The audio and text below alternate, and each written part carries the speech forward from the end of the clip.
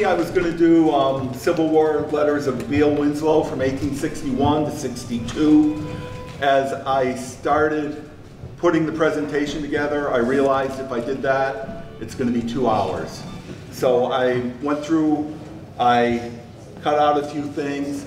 We had passed out some letters of his, and just to let you know, his letters have no punctuation, no capitalization, all run-on sentences, just go on and on. In general, his writing isn't that bad. A little bit of background on him. He was born, let's see, September 29th, 1835 in Fall River, to Seth Winslow, yep, and Dorothy, or Dorcas Hathaway. They weren't married? They were married, but that's her maiden name. That's her maiden name. And he lived in Steep Brook, which if you don't know where that is, that's in Fall River. That's right across, almost directly across from here. It's where the Shaws is and the Barrett's Ale House off of what, North Main, I think it is. Yeah. He never married that I could see, either him or his sister Emmeline.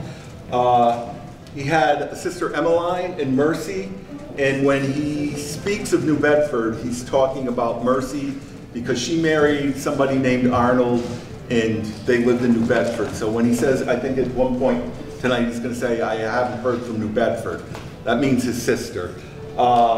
He also had a brother, Gilbert. As far as I know, we don't have anything from Gilbert, but Gilbert did marry and have children, as did Mercy. But Emmeline and Abiel did not marry. So the South Carolina fires on Fort Sumter, and Lincoln needs soldiers. So he calls for volunteers. The volunteers, each state was to provide a set amount of volunteers. So Massachusetts had to come up with a set number, I'm not sure what it was. So they went to all the towns and said, Somerset, you need to provide 25 men. Fall River, you're bigger, you need to provide 75. Swansea, you need whatever. So what happened was the towns would get, obviously, their own citizens that wanted to volunteer, but if they weren't coming up with enough people, they would offer money for people to sign up. And I saw an article in the paper, a Fall River paper, that said Fall River guy was out there offering 20 bucks for people to sign up, and he found out the Somerset guy was offering $25 to sign up. So he just, the guy from Fall River said, well, I'm not going to get anybody today. So he just gave up on it. And Somerset always met its quota. There are, as far as I can tell, there's 121 Civil War soldiers assigned to Somerset. I have been able to verify 64 of them as Somerset residents, either in the 1860 census, the 1870 census, or the 1865 Massachusetts census. I have to go through, I know there's people from Swansea and Rehoboth and Dighton, I think, but I don't have everybody identified as to where they were living. And also, believe it or not, sometimes Confederate sailors would be credited to a town because a lot of them were more privateers and they really were more mercenary. So they'd get captured and say, oh, we'll fight for the Union. And they would get credited to, I think 1 or 2 of those people were credited to Somerset, and almost every town had somebody like that credited to them. His letters, I handed some of the copies out around. Basically, they started with, I was glad to hear you, to receive your letter of whatever date it was, and I'm glad to hear from you. And his exit in general, and not so much in 1861, but afterwards, is basically give my love to mother and father and accept the same for yourself.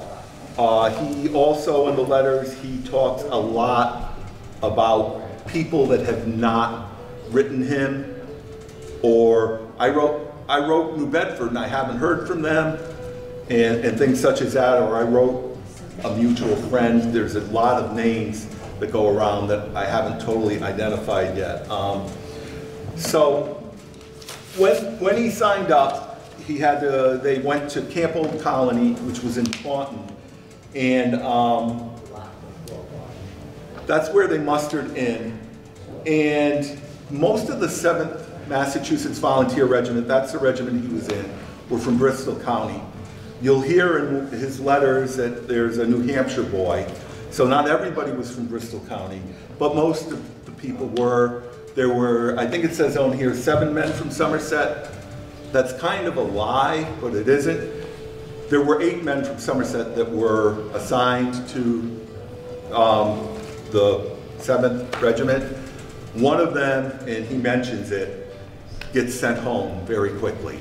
So really 7 men served out their service. And they signed up for 3 years. And I'm not going to spoil it, but Fall River, there was another newspaper article as they were getting ready to leave. I think they left July 15th. That was their official muster-in date. Fall River had an excursion. They took a train up to Taunton to say goodbye to the boys. And as you'll hear in the letters, the Fall River people treated their soldiers pretty well. When he got to DC, he went to DC. He was at Camp Brightwood, and Camp Brightwood was a camp that was created for the defense of DC. They mainly drilled and built fortifications. He also went on picket duty. You'll hear there was a letter about that, and guard duty. The first fort they worked on was Fort Massachusetts. It later became Fort Stevens. And I'm going to have to look back here to read this. And it was renamed Fort Stevens after Isaac Ingalls Stevens was killed at the Battle of Chantilly, Virginia on September 1st, 1862. It guarded the northern approach to DC, the 7th Street Turnpike.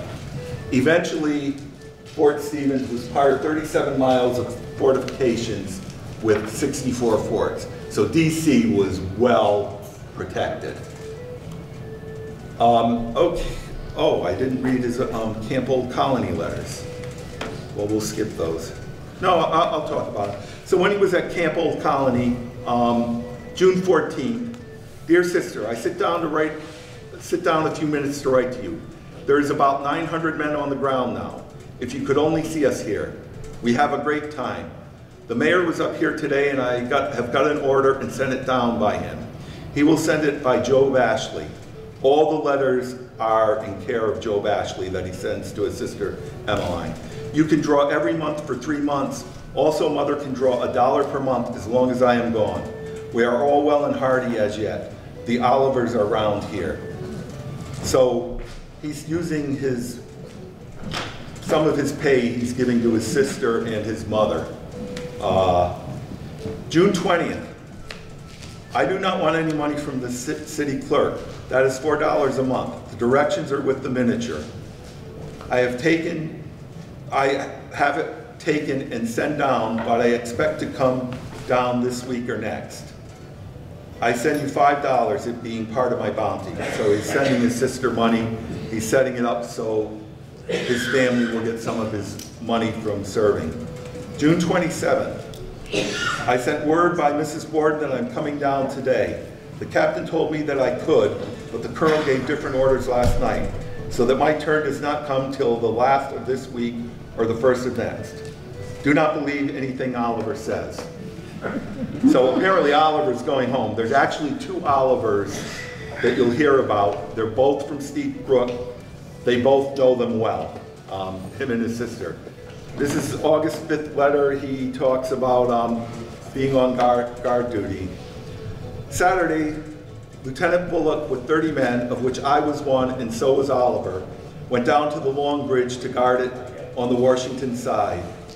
That's the Long Bridge. It's a railroad bridge that connects, I believe, Maryland to Virginia. Oh, I thought that was It is about 5 miles from our camp. We started at 4 o'clock Saturday afternoon and arrived there about 6. We went down through the city, so now he's getting to see DC. There are some splendid buildings, but the streets are so wide and the buildings are so far apart that it does not look much like a city. But then we did not go through the part of the city, which doesn't make sense, but a number of senses don't. I suppose that you have heard of Willard's Hotel. Well, we passed it going down Saturday and coming up yesterday, and it is a splendid building, and no mistake. And we saw the Washington Monument, which will be a splendid thing when it is done.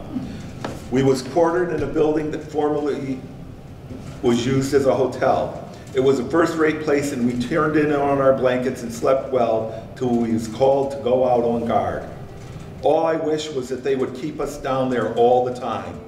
The bridge is about 1 mile long and is one of the most important posts on the river, for it is the only place the rebels can get across, except in boats. Our orders were very strict in regard to passes, and we had to stop everyone. And if they had no pass, they had to go back, which made them mad, I tell you. And they did swear some, but it was no use. They could not go. Even the general could not go without a pass. Our orders were to search all the teams that went across, and that made them madder still, but it was no use. They had to come to it. We took that night 2 barrels of wine, 1 barrel of lager beer, and 8 or 10 gallons of whiskey, and a lot of other stuff. We do not allow anything of that sort to pass. Signs his name, and then he goes, P.S. I went across the bridge and stood on Virginia soil and went swimming in the Potomac. They tell about the rebels taking Washington. If they could see the cannon on the other side, they talk different. I have seen them. So, he gets to see DC. Now, it's August 23rd. He's still at Camp Brightwood. He's at Camp Brightwood through all of '61. Building forts, drilling, guard duty, picket duty. So now he's, there's a false alarm. I am well accepting a very lame ankle, which has laid me up for about a week and is not much, if any, better now. But I am in hopes that it will get better soon. I sprained it. Last night, the whole brigade was called out by a false alarm and kept in line for about 1 hour in alarm, and then came into the quarters expecting to be called out every minute. But they was not called out again. The alarm was caused by one of the picket's guns going off accidental by getting over the fence. But it made quite a stir, I tell you. The boys came out like bees out of a hive, and I hobbled out with the rest. But the captain told me to go back to my tent. And so back I went in and got my old Kill Devil out and loaded it. And then I was ready for them, for I knew if there was any rebels around, they was 25 miles offshore. And probably that was what made me so brave. Who knows? I do. Anyway, they turned out 80 men, and that is all but 10. The rest are sick. You ought to have seen Oliver W. He was round, I can tell you. He is a good fellow. I do not know what I shall have done if it had not been for him and another one by the name of James Cahoon. He is a first-rate fellow. I guess he was up with me most of the night that I hurt my foot and done all he could, and Oliver W. has brought my meals ever since. The other Oliver, I have nothing to say about. He is liked about as well here as he was at Steep Brook, and you know how well that was. He was very brave when he got back to the tent. Tell Sarah that Crazy Oliver thinks a great deal of her and is going to write her soon, and she must answer it. I assume Crazy Oliver is the one that's not thought much of. Okay, September 16th, their regiment went through a lot of officers turned over. They get Colonel Davis, and this is a letter he writes about Colonel Davis. Oliver sends his love to you and the rest of the folks around there. We are getting on first rate here, for we now have a new colonel now by the name of Davis. He is from the regular army and is very strict, which comes very hard on some of them. For Greene has been very slack. In fact, we had no one to command us since Couch was promoted to be general. But we have got one now, and he knows what he is about, for he was in the Battle of Bull Run, in charge of a regiment of regulars, and made one of the best charges that was made that day. We have not moved yet, but the talk is that we shall before long. Where I do not know, and I don't know as anybody else does. Then there's some filler. So grandfather is gone, and I suppose some folks is glad. And I suppose there is a good many more that will be gone before I get home. Grandfather is Malbone Hathaway, who died September 9th, 1861 in Freetown at the age of 87. So he's, within a week, he's writing her knowing that his grandfather has passed away. Apparently he wasn't very liked. Haven't you made a mistake in the name Davis told me that George has enlisted? You tell Avis for me that he had better stay home. Tell Russell that that one that comes from Somerset is in our regiment, and that he has no such good news. He is being discharged right away. So that's the 8th man. November 10th, Grand Review. We received the box yesterday and everything was all right. So what he was talking about for sending obviously arrived. I think there were some shirts that they had made up. The shirts are first rate and they are just what we wanted. I am well and so are the rest of the boys. Going on guard is the hardest work we have to do now. Had a grand review of the army on this side of the river and there was about 20,000 men there in all. General McClellan was there and the president and a lot of other generals, little and big. They say it was a grand affair and that our regiment done as well as any of them, which they can do when Colonel Davis drills them. The men all like him first rate. They didn't like him at first. He was very strict and it came hard on them after having such a fool as C.N. Green above them for 2 or 3 months. O.W. Pierce is reading a hymn book and O.N. is writing home, so is a New Hampshire boy. So now, as we go on, if people want to hear more letters later, at a later date, you'll hear some of his thoughts about some of the Steep Brook Patriots back home. I think that Captain Miller might be one of them. October 31st, Halloween. It has got pretty cold around here nowadays, but we can manage to keep warm for all that the boys are well and hearty as far as I know. I am on guard duty today, so I write this letter in pencil instead of ink, but I guess you can read it. We are in the same old place and like to be until we go into better quarters for the winter, which probably we shall before long. Received 2 papers from New Bedford today, so I've got plenty to read. That would be from his sister Mercy. I don't know what the prospect is for the war any more than you do, although they pretend to say we shall be home by New Year's, but I don't believe it. Tell Captain Miller he had better stay home, for that we've got plenty of such generals as he would make. That New Hampshire boy's name is P.D. Fletcher. P.S. I will try to get my miniature and send it home. Yeah. Now this is the end of this is also where I have trouble figuring out exactly what's going on. If this woman is a relative, a love interest, or what. So this is November 16th. We've been out on picket. We went out yesterday morning and got back today about noon. We went about 2 miles from camp on what is called the Rock Creek Road. It was very cold, but I had a first-rate place at a farm. So that's a bridge at the Rock Creek. It's not the original bridge, but we got paid off the day before and there's good money on the barrel. I shall send some money home in a day or 2. I don't know yet what they are going to do with us this winter. Some thinks we should go down south to reinforce them that went down in the fleet, but others say we shall go down to Washington to winter. And I don't suppose any of them knows any more about it than I do, and that is just nothing at all. We have got plenty of bedclothes. They sent a quilt to every man in the Fall River Company from Fall River, so we have plenty. So people of Fall River sent all their quote-unquote boys quilts for the winter. About that Rhode Island regiment, that was nothing. They was coming from the great brigade drill, and so was ours.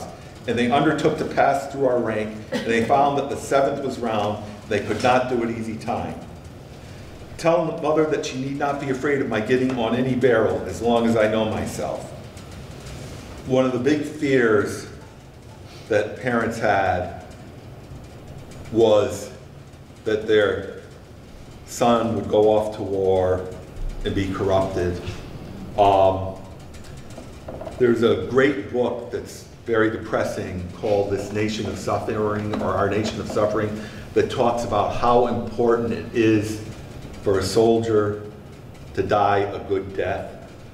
We are still in camp and like to be for some time, as far as I know. It is very cold out here now, but we managed to keep warm, for we have plenty of bed, clothes, and straw, and we live first rate. Now we have new officers about every day in some company or the other.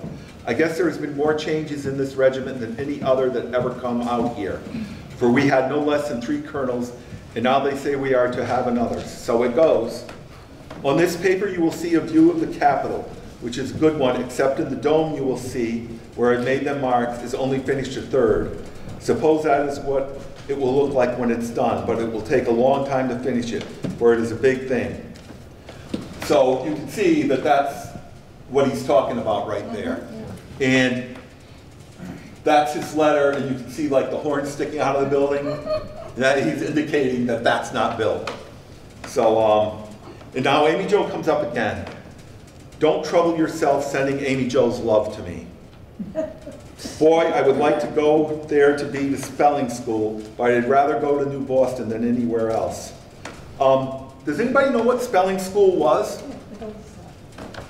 Okay, I didn't know either, so I went and looked it up. And the best I can tell is it's a spelling bee. Oh. And if you know, I passed around his letters. If you looked at his letters, he's not winning any spelling bees. So and apparently they took the team and they'd say like, Rick's our best speller, we're putting him up first. The other team would say, Cam's our best speller, he's going up first. Then they'd go down the line.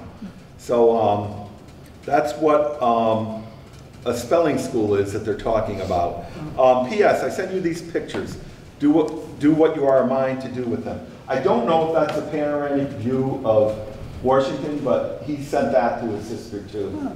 And that's pretty nice. I think it was done in 1861 and they reprinted it in 63. So we're getting to the end now. He's talking about Christmas. This is Washington, D.C., December 29th, 61. Point of interest, that's a Harper's Weekly cover, actually from 1863. It's Thomas Nast's first depiction of Santa Claus. And he's the one that basically gave us our modern Santa Claus. So he's dressed in like stars and this and that. There's no news here except in that we have got into our new building, and they are nice, I tell you.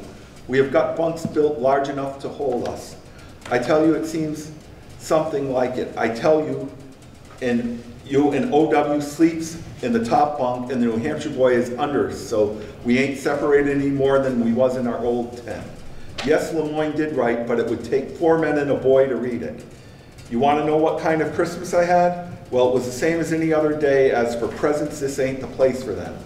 At any rate, we don't get them. You want to know what I think about having to fight the England? I guess there's no danger of that, at least. I don't have no fears of it. Yes, it is a bad thing to shoot a soldier.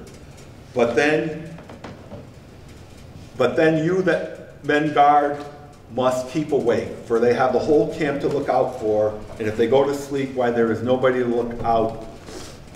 So you see, something must be done. As the officers say, there must be discipline in the Army. So apparently somebody fell asleep on guard duty and was executed. He also talks about fighting England.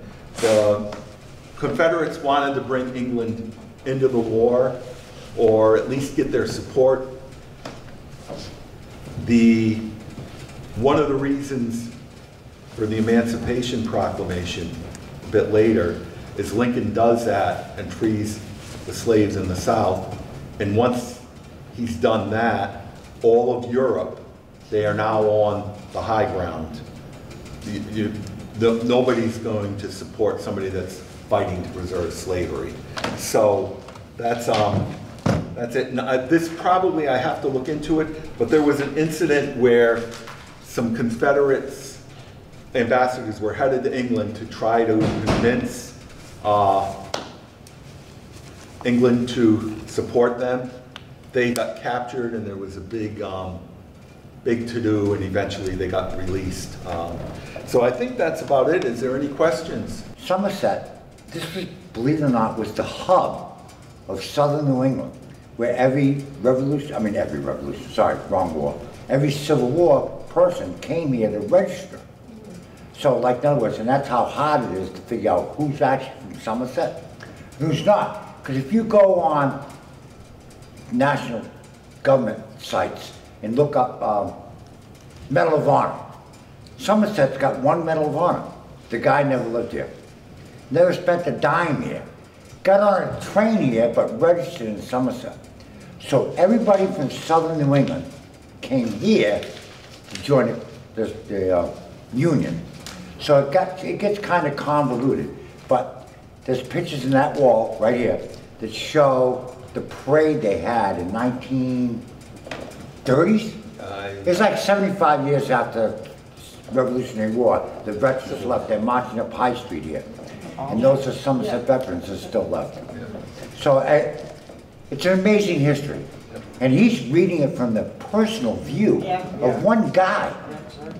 There was thousands and thousands of people I involved. always thought they had like terrible places to stay. Well, and the you made it sound Massachusetts- pretty good. Well, right now it's not bad. I mean, they were getting new shirts delivered to them. And Just, you know, they end up at Antietam. They end up at Gettysburg on, I believe it's the second day. They don't really get engaged, but it's important that they're there because they arrive as reinforcements after marching about 30 miles. And they come and they're exhausted, but they are behind Little Round Top, and the rebels are thinking about attacking again. They see troops coming to back them up. Thinking they're fresh troops, they say, we're done for the day. Yeah. And the North holds Little Round Top, which is very important to Gettysburg.